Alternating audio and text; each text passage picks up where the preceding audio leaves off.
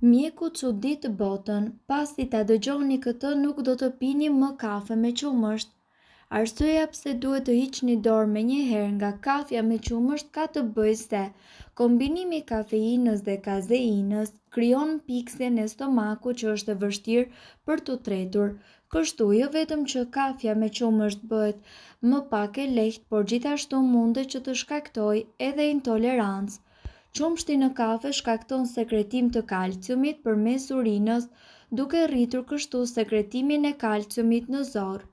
Kafja e thjesht nuk përmban kalori dhe yndyrra.